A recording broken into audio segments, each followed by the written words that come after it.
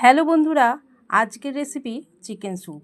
এখানে আমি সবজি নিয়েছি পেঁপে, বিনস, গাজর। সবজিগুলো এইভাবেই কেটে ধুয়ে রেখেছি।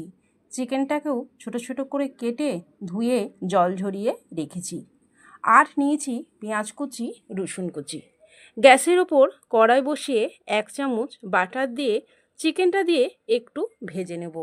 তারপর সবজিগুলো দিয়েও একটু ভেজে নেব। এখানে গ্যাসটা মিডিয়ামে রাখবো।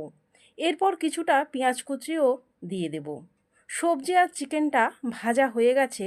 এবার স্বাদ মতো নুন, বিট নুন, গোলমরিচের গুঁড়ো দিয়ে ভালো করে নেড়ে পরিমাণ মতন জল দিয়ে দেবো।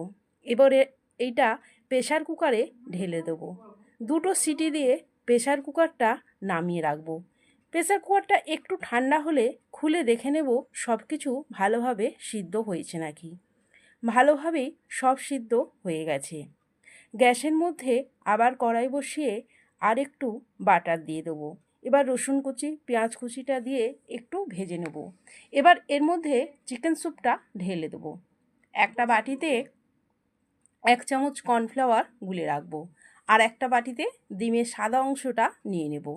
এবার স্যুপের মধ্যে এই ডিমের সাদা অংশটা দিয়ে নাড়তে থাকবো। তারপর কর্নফ্লাওয়ারটা দিয়েও নেড়ে এটা নামিয়ে দেবো। এবার একটা বাটিতে চিকেন স্যুপটা দিয়ে ওপর থেকে একটু গোলমরিচ দিয়ে এইটা পরিবেশন করে দেবো। বন্ধুরা, আমার এই রেসিপিটা যদি আপনাদের ভালো লাগে তাহলে লাইক, কমেন্ট ও শেয়ার করে দেবেন। প্লিজ বন্ধুরা, সাবস্ক্রাইব করতে ভুলবেন না। ধন্যবাদ বন্ধুরা।